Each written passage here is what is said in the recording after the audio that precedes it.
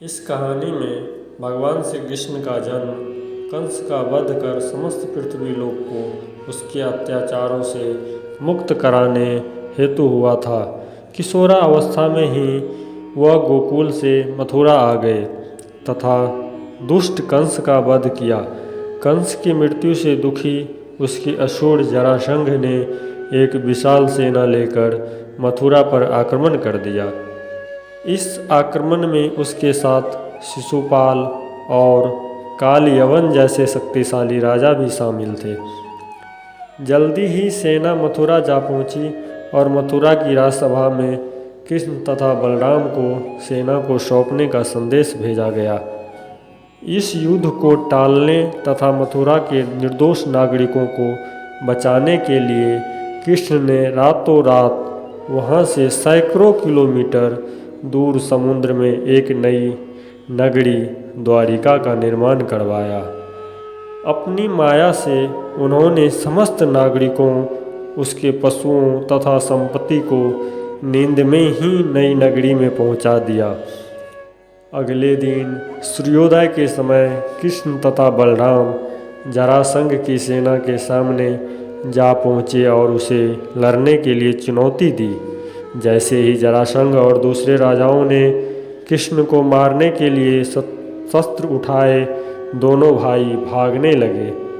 उन भाइयों के पीछे जरासंध तथा काल यवन जैसे राजा भी भागने लगे। कुछ ही देर में दोनों भाई बहुत आगे निकल गए और उनके पीछे केवल मात्र काल यवन रह गया। उसे देवताओं ने वरदान दिया था कि उसकी हत्या किसी अस्त्र या शस्त्र से नहीं होगी। ऐसे में वह निर्भीक था और लगातार कृष्ण का पीछा करते करते एक गुफा में जा पहुंचा। गुफा में राजा मुचुकुंद सो रहे थे, जिन्हें इंद्रदेव ने वरदान दिया था कि जो भी उन्हें उठाएगा वह उनके देखते ही जलकर भस्म हो जाएगा। वहां पहुंचकर कृष्ण ने सोए हुए मुचुकुंद पर अपना पीताम्बर डाल दिया और स्वयं छिप गए। काल यवन भी वहां जा पहुंचा और सोए हुए राजा मुचुकुंद पर पीताम्बर देख उन्हें ही कृष्ण समझ बैठा। उन्हें मुचुकुंद को उठाने के लिए लात मारी, जिसके कारण उसकी निद्रा खुल गई और उनके देखते ही काल यवन वहीं पर जलकर भस्म हो गया। तत्पश्चात कृष्ण ने राजा मुचुकुंद को अपने चतुर्भुज स्वरूप में दर्शन दिए और उन्हें मोक्ष पाने का वरदान दिया।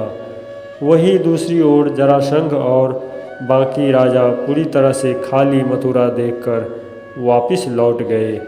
युद्ध से भागकर कृष्ण ने रखा देवताओं के वरदान का मान। कृष्ण चाहते तो स्वयं भी काल यवन और अन्य अधर्मी राजाओं का वध कर सकते थे, परंतु देवताओं के दिए वरदान का मान रखने के लिए ही उन्होंने काल यवन को राजा मुचुकुंद के हाथों मरवाया। इसी तरह बाद में जरासंध का वध पांडु पुत्र भीम के हाथों करवा कर मथुरा को मुक्त करवाया और भूमंडल का भार कम किया। इस तरह कृष्ण ने दुनिया को उदाहरण दिया। इस कहानी के बाद कृष्ण के नाम के साथ हमेशा के लिए रणछोड़ जोड़ दिया।